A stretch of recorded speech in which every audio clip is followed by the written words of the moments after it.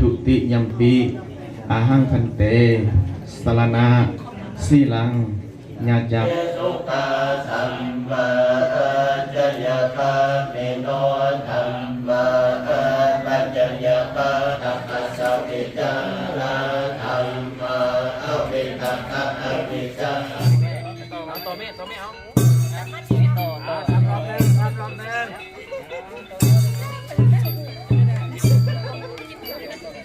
Hello everyone, greeting from Luang Prabang still. And in today's topic, I'm gonna share my wonderful experience about one of these spiritual ceremony that I have participated in back a few days ago.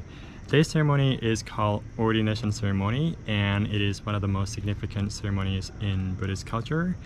Also, I'll explain the reason why many young men in Laos decided to join a temple to become monks or novice and live at the temple either for short term as well as for long term, so stay tuned. Back a few days ago, I got a special permission from the host or the family as well as the senior monk in Luang Prabang, to film this special event that was happening for 2 days. So this family had organized this big ceremony in order to have their son and their grandson to join the temple to become monks and live in the temple for a short period of time, for about 2 weeks or something. It was such an honor and a privilege for me to be able to film everything from the start until the end. Laos is a Buddhist country and about 80% of its population are Buddhists, and the rest are animists, Christian, and some others. So in Buddhist culture, technically everyone, mainly men, is encouraged to join a temple at least once in a lifetime, whether for short term or for long term. And there are many reasons that men in Laos decided to become monks and live in a temple. Well, let's break it into two parts, the short term and the long term. The shortest that you can live in a temple as a novice or a monk is 1 day to 3 days or 1 week. This mainly happens when someone dies. In Buddhist tradition, if somebody died, then one of the family members has to be ordained or to become a novice. So novice is the first joiner, which has different position from the monk. I'll explain that later in the video. So by having a family member becoming a novice for the funeral is to make merit. So basically it is to dedicate to the soul of the dead person or to guide them finding their peace on the next journey after life. That's the belief. Another reason why men join a temple for short term is for purifying the body and the soul, which in Lao we call it Geba, meaning redeeming the vow. This happens when someone is sick or had an accident and ended up staying in bed or in the hospital room for weeks or months. So in this case, the family would do the offering to the temple and pray and make a wish, saying like, if she or he gets better from the illness, then I will join the temple to become a novice or monk to dedicate my time to the Buddha, Dhamma, and Sangha. And therefore, if the patient gets better, then someone in the family or the convalescent himself has to join the temple for a short period of time. It can be 1 week to 3 weeks or even a month, depending on how comfortable and how convenient they feel. Another reason that men join the temple for short term is during the school break. This is mainly for young students who have just finished their exam and needed some peace, to focus on their next move in life. So they will take this 3 months break to be in the temple to focus and to rethink of everything, what to do next and so on. And the last reason that men join the temple for short term is for no reason. Sounds confusing, right? Well, this happens when the family wants their son to become a novice or a monk. Again, in Buddhist culture, by becoming a monk or a novice means you are doing a favor for everyone in the family. So it's like, you're bringing an honor to the family and they'll be so proud of you if you do that. So that's why sometimes, young boys just join the temple just to make their parents proud of them, that's all.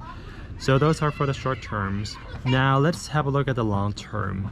The number one that young men decided to join the temple and live for a long term is for education purpose.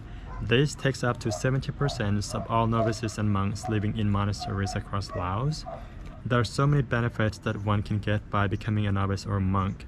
You know, when you're in the temple, you're not just only learn about the monastic practice such as mindfulness, meditation, discipline, and the Buddha's teaching, but you'll also get access to school where you can learn other things like science, foreign language, and so on. And on top of that, you get free accommodation and food provided as well. So this is very good for those underprivileged young boys from rural area who wish to join a school. However, as good as it may sound, it does come with huge responsibilities that these young men have to cope with when they join the temple. Just so you know, that temple has rules, and when you choose to be in the system, you will have to follow the rules. One does not encourage to join the temple just for those benefits and then abuse the system. So by abusing the system is when you don't follow the rule, you know, you get lazy and you don't take an effort to be part of the communities.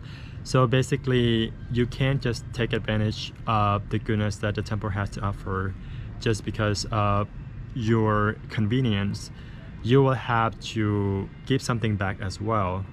And the longer you live in a temple, the more people expect you to be good at what you're doing, as there are so many spiritual ceremonies involved in Buddhist tradition, and monks are playing a big part of it. So from an offering ceremony to house blessing ceremony to ordination ceremony to funeral and even the wedding ceremony, where monks are invited to give blessing to those newlywed couples, and many more. And you'll have to be able to do all of those, and these take years and years to practice. So it's not easy. That's why many monks quit. Life as monk can be peaceful, but at the same time can be stressful, especially if you're an abbot, because you're in charge of so many lives. Let's say in a big temple where they have 30 to 50 monks and novices all together, and for those abbots or masters, it is a big job for them, you know, to discipline all these young boys who come from different backgrounds, and not everyone would behave according to the rule, especially the new joiner, because it takes time for them to adapt and to learn everything. And it takes a lot of energy and strength for those masters, you know, to discipline these young boys.